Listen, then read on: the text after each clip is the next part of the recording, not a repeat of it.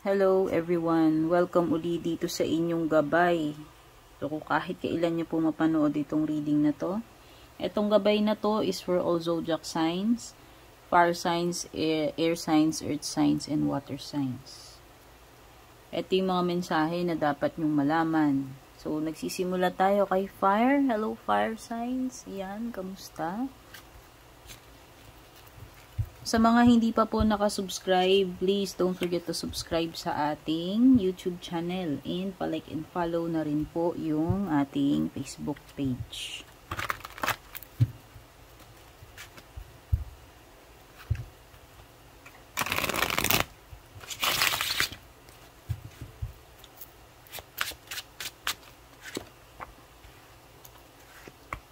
Hinay-hinay sa trabaho, no? Pwede kayong magkasakit. Baka time para magkaroon kayo ng break, magpahinga. Ayan, oh. Iba baka masama pakiramdam. So, pahinga-pahinga rin pag may time, no? Alam ko masisipag kayo, kailangan nating mag-work, kaya lang kasi pag nagkasakit tayo, lalo tayo mapapa-absent. Lalong, mababawasan yung kikitain natin. Okay? So, important yung rest. Pwedeng iba kasi sa inyo, palagi kayong walang tulog. Or pwedeng very stressful yung trabaho ninyo. No? Pwedeng yung iba naman, hindi kayo makatulog sa gabi because may mga ina-anxiety kayo. May mga iniisip-isip. No? Pwedeng iba maraming problema. Kailangan nyo ng physical and mental break. Yun yung nafe-feel ko dito sa dalawang cards mo. No? Kailangan mong magpahinga emotionally, mentally, or physically. Kasi nga, pwedeng bumigay. Pwedeng bumigay ang isip, pwedeng bumigay ang katawan. Okay, ayan, masyado kasi kayong, busy talaga. Alam ko, siguro pwedeng napakarami ninyong deadlines, or meron kayong minimit na specific na quota, no? Ayan, sobrang busy ninyo. Marami kayong gawain, pero syempre kailangan nyo rin ng time na ipahinga ang katawan ng isip para hindi bumigay, para hindi magkasakit, Pwedeng paparating sa iyo is success. Ayan. Kung ano yung gagawin mo, success today.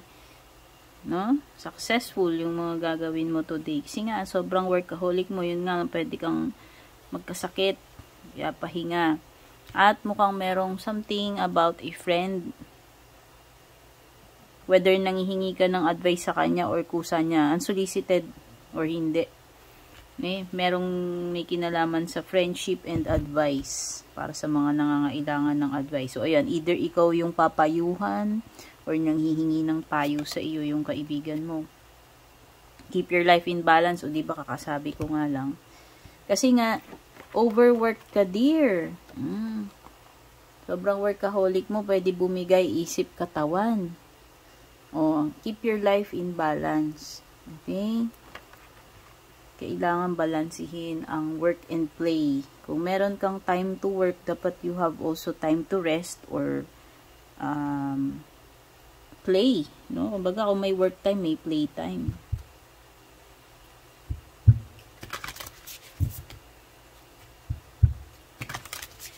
Kuha pa tayo ng message para naman sa inyong love message. Kuha tayo isa. Itong love message para sa inyo. Imagine all unwanted thoughts dissolving into light, creating room for new opportunities and possibilities for your love life. O, diba? Let go mo na yung mga hindi dapat na mga thoughts, energies, or feelings ng past, ng past love life mo, and mag-focus ka sa bago. Okay? Para sa closing message mo, fire signs.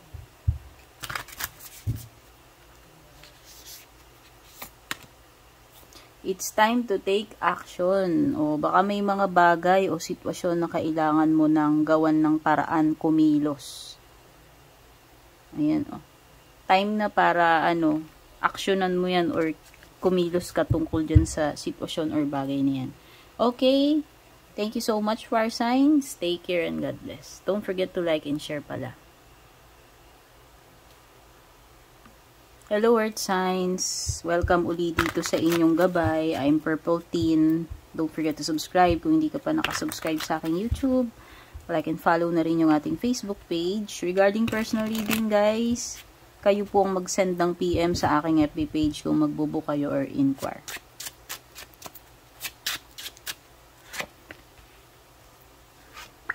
So, ito yung mga mensahe para sa inyo na dapat nyong malaman ngayong araw na to or kung kailan nyo ito mapanood. Meron ka ditong The Hermit. Virgo energy. Ayan, no. Ikaw, ito, or you are dealing with another Virgo na kapareho mo. Wow, may paglalakbay. Di ko alam kung yung iba sa inyo pinalayas or lumayas kayong kusa, kayo yung umalis. Kasi parang may energy dito ng pag-alis. At saka paglalakbay. O yan, pwedeng ito ay sign ng paglipat ng tirahan, paglipat ng job or relationship, paglipat ng bansa or pag-abroad, ma-migrate. Okay? So, yun. Don't worry kasi kung mahirap yung kalagayan mo, sitwasyon mo, this is only temporary. This is just a transition period papunta sa mas komportable or mas better na outcome or sitwasyon yung naghihintay sa'yo. Okay? So, tiis-tiis habang, kumbaga tiis-tiis, adjust habang transition period. Kasi hindi ka naman forever na nasa transition period. Kumbaga, marireach mo rin yung destination mo, yung pinakalilipatan mo, and ina-assure sa'yo ni Six of Swords na magiging better na yung kalagayan mo. Ano man yan, paglipat man aktual ng lugar, o trabaho, relationship, etc. Okay?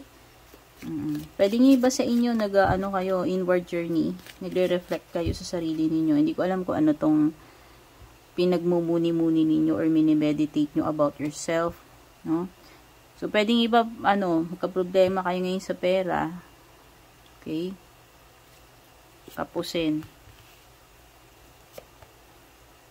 May mga bagay na, may mga sensitive matters dito, earth signs, na kailangan nyo bigyan ng special attention and handling.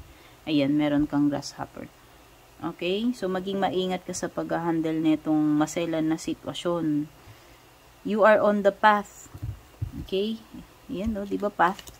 Lahat ito path. Ayan, lahat ito may pupuntahang path. So, nagde-relate yung mga cards mo.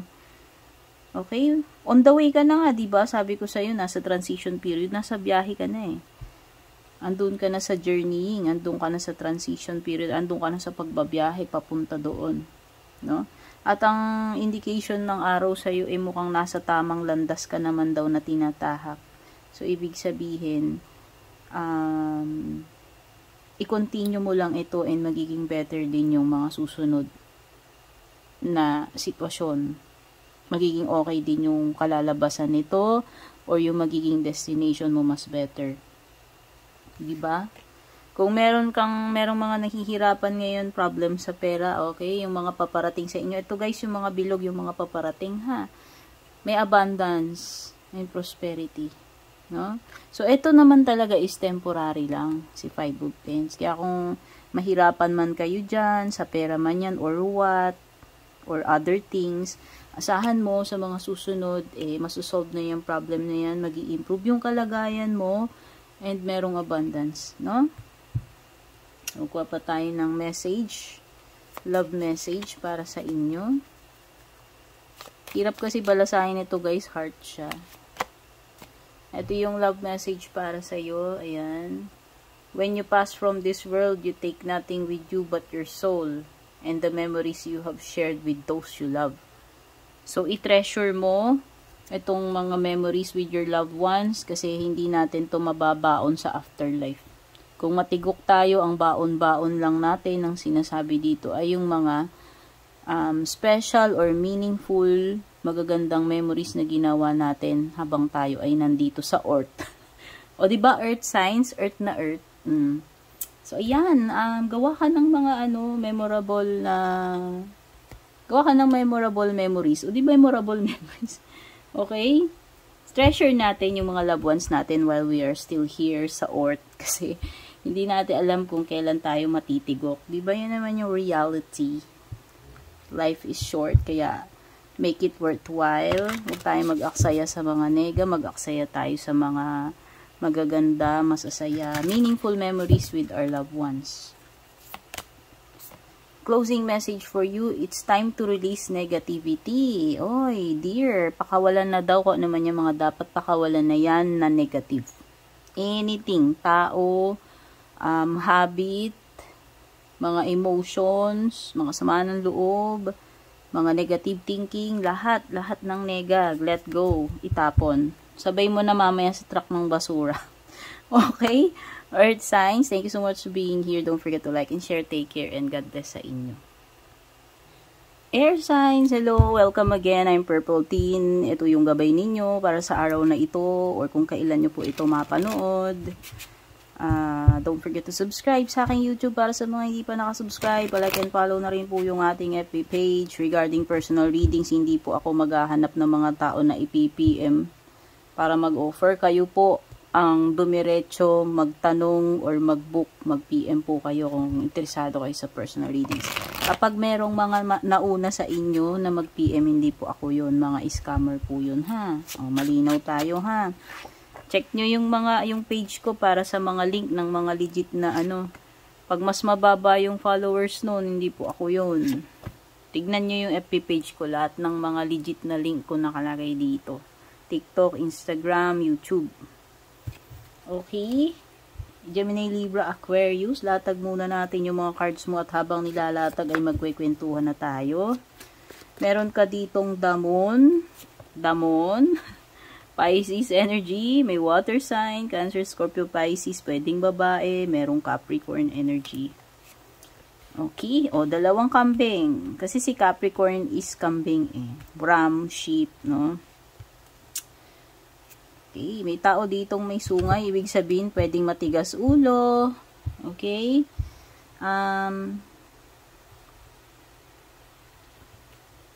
Tama, you have the devil. Pwedeng iba sa inyo dito matigas ang ulo. Talaga, literal. Instead na gawin yung tama or umiwas doon sa mga mali, sa mga kasalanan, lalo pang lalong hindi makontrol yung sarili. Okay, the devil card. This is a toxic connection, toxic energy. So, pwede ngayon yung iba sa inyo toxic. Pwede yung mga taong nakakasalamuhan nyo or ikaw mismo. Siguro wala kang tulog, pagod ka, or may mga problema ka, stressed, or yun. Yun yung meaning ko ng toxic kung para sa iyo. Pero if you are dealing with other people, ibig sabihin, ito yung mga tao na bad influence sa iyo, temptation para sa iyo, hindi makakabuti para sa iyo, or bad relationship, no? Bad jowa. Yan. Okay? Pwedeng yun nga, may kadil ka ditong Cancer, Scorpio, Pisces. Strong energy ng Cancer and Capricorn. No? So, may mga secrets dito, Gemini, Libra, Aquarius, no? Hindi ko alam kung may mga tinatagong sikreto itong person mo sa'yo. Pero isa yun. Or pwedeng kayo tong pasaway. So, kung kayo yung pasaway dito, pwedeng kayo tong may mga tinatago dito. Kung hindi naman kayo nagsisinungaling, wala naman kayong mga sikretong tinatago, kung good boy, good girl naman kayo, ibig sabihin nito, pwedeng may marireveal sa inyo ngayong araw.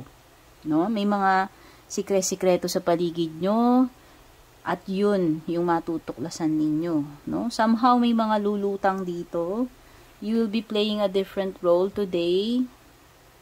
Okay? So, pwedeng ang ibig sabihin lang nito, hindi ito yung typical na ginagawa mo araw-araw. Baka may ibang trabaho na maa-assign sa'yo, mapipilitan ka na mag-adjust, no? Kahit hindi ka sanay doon, kahit iba talaga yung responsibility mo, yung role mo, pwedeng yun. Maiiba yung gagawin mo. Merong stubborn. O, diba sabi ko nga may matigas ulo dito? Hindi ko pa ito nabasa kanina eh. Kita ko lang yung Ram. Pansin ko, sabi ko, madaming matigas ulo. Meron nga, ayan stubborn. Stubborn, aggressive person. Kung sino man niya makasalamuha mo. Yan yung toxic energy today. Jowa mo man yan, kamag-anak, kaibigan, kakilala, katrabaho, etc. You will be taken care of in difficult times, Gemini. So, ito yung mga cards na paparating sa iyo sa ibaba, yung mga bilog. So, pwedeng may mga paparating na sitwasyon na magiging alanganin, mahirap, pero huwag ka mag-alala, hindi ka pababayaan ni Lord. Hindi ko ibig sabihin ito na umasa ka na lang lagi sa miracles, no? So, ibig sabihin, do your part, pero huwag ka maging anxious, huwag ka masyadong mag-worry kasi protektado ka naman na. Hindi ka talaga mapapabayaan, okay? And, tignan natin yung love message para sa iyo. Kuha tayo ng isang heart card.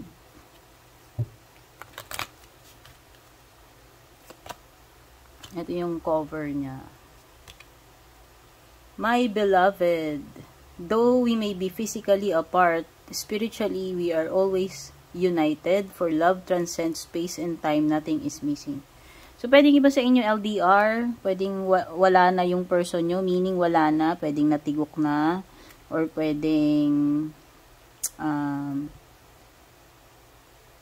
nasa abroad, no? Basta pwedeng yung iba dito, either wala na, as in wala na talaga, or nasa malayong lugar, no? Ang ano dito is, andun naman yung spiritual love, yung connection ninyo, yung love ninyo, yung longing nyo sa isa't isa hindi nawawala, no? Distansya lang talaga yung kulang, pero hindi yun makaka-apekto sa pagmamahalan, samahan ninyo. Okay? You are still united. You are still one with this person. Tingnan na natin closing message advice para sa inyo, Gemini, Libra, Aquarius. The answers you need are coming. Ano ba sabi ko dito? Moon. Diba? Parehong moon yan. You see? Sabi ko nga, may marireveal dito. May mga lilitaw, lulutang, matutuklasan. O, diba? Sana nagustuhan ninyo ito, Gemini, Libra, Aquarius, Air signs. Don't forget to like and share. Take care and God bless sa inyo. Water signs, hello. Welcome uli dito sa inyong gabay. Itong gabay ninyo, ito yung mga mensahe, yung mga dapat nyong malaman, yung mga posibleng paparating. Ngayong araw na to or kung kailan nyo po ito mapanood, I'm Purple Teen. Para sa mga bago dito, please don't forget to subscribe sa ating YouTube channel. Pa-like and follow na rin po yung ating Facebook page. At sa mga interesado sa ating personal readings, kayo po ang mag-send ng PM sa aking FB page kung magbubook kayo or mag-i-inquire. Kapag merong mga iba na nauna na, kahit gamit pa yung picture, yung name ko, nag-PM sa inyo, nag-o-offer ng ganito, nanghihingi ng pera, etc. Hindi po ako yun, scammer po yun. Mag-ingat po kayo para malaman ninyo ano yung mga legit na pages ko. Tignan ninyo, nakalagay po sa mga details dito sa aking FB page. Okay? Shout out sa ating newest channel member, YouTube channel member na si, teka lang, hanapin natin yung name. Ayan, Aurelia Yokohama, Marnelli, Dikdikan, Landring Gunay. And Randy Granada. Ayan, itong mga to, yung mga nag-member sa aking YouTube channel, may discount po kayo kapag magbubook kayo personal readings. At saka nagpo-post po ako doon ng mga readings exclusive sa mga members, no? Special sila. So, sila lang ang nakakakita doon. So, either weekly, twice a week, or 3 times a week. Depende kung sa load po, kung hindi po ako busy. Okay? Pwede rin kayo mag-subscription dito. No? Kung mag-avail kayo subscription sa aking FB page. Alam po, parang 99 pesos. So, parang ganun din yun. Magkakaroon din kayo ng discount sa personal reading. At saka meron tayong private na group chat, yan yung mga ganyan, doon tayo pwedeng mag-live at magtanungan, free readings tayo, yan. Kaya join na kayo, subscribe na kayo dito sa aking FB page din, or join kayo ng membership sa aking YouTube. Ay, ano ba? Wait lang, tapos na tayo kay Earth. Water. Yan, water signs na tayo. Okay, water signs. Ito yung gabay ninyo sa araw na ito. Water signs to guys ha. Baka nagkamali ako.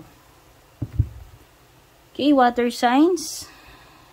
Latag ko lang yung mga cards mo. Pili na muna tayo. Nakabaliktad dyan guys ha. Hindi ko tinitignan yung pag pumipili ako. Baka kasi iba mag-reclaimers. Okay, water signs. Umpisahan na natin. Itong mga bilog, ito yung mga paparating pa lamang sa inyo. Ito naman yung mga current energies nyo.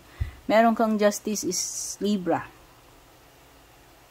Pwedeng iba lawyer, pwedeng judge kayo, or pwedeng nagtatrabaho kayo sa korte. Pwedeng, yung iba dito, merong mga legal process na inaasikaso, permits, kasal sa West.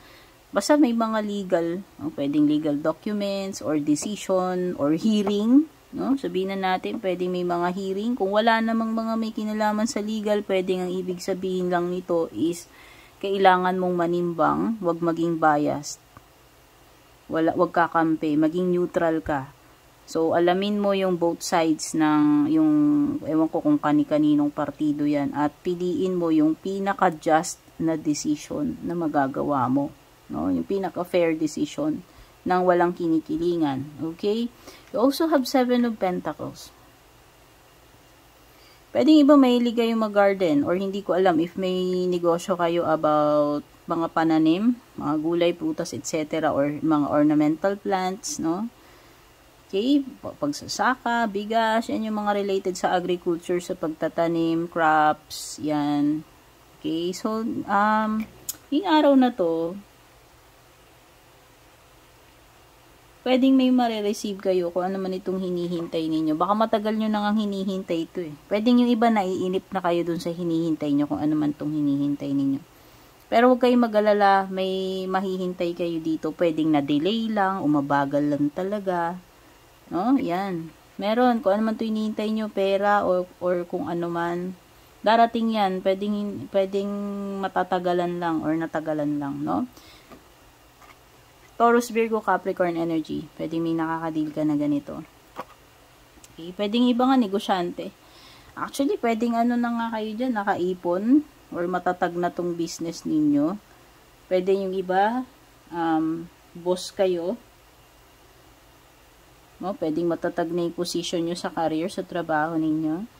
Okay, ang dito is ikaw ay practical person, business-minded. Yun yung nakikita ko. So, magaling kang magpalakad ng pera, whether sa negosyo yan, or kung sa opisina ka naman, pumapasok ka, magaling kang mag-manage ng mga tao mo. No? So, pwedeng this is a sign ng promotion sa iba. No? Solid foundation, success. O, diba? Sabi ko nga, etong seeking ay successful na.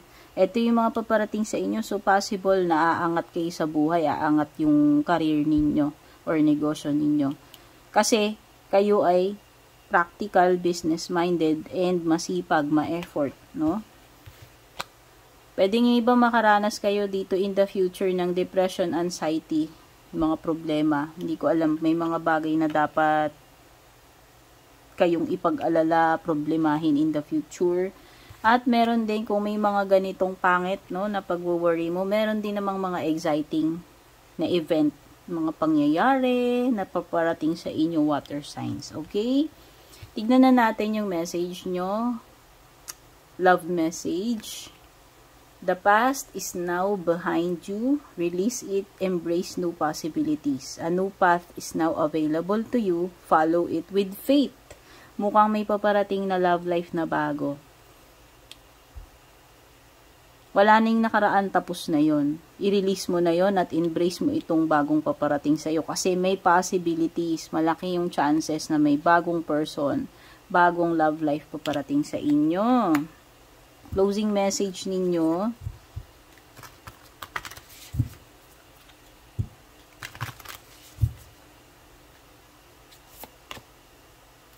You and your loved ones are safe. Ayan na nga, si Vulture. Diba sabi dito, in the future or near future, may mga anxiety ka, pag-aalala, depression. Pwedeng pinoproblema mo kasi family mo. At ito yung reassurance sa'yo, yung closing message. No, you and your loved ones are safe. Kaya, bawasan mo yung sobrang pag-iisip na mauuwi sa depression or anxiety. Maging positive ka, magdasal ka kung nangangamba ka. Kay Lord ka kumapit. Okay. Sana nagustuhan nyo. Don't forget to like and share water signs. Take care, good luck, and God bless.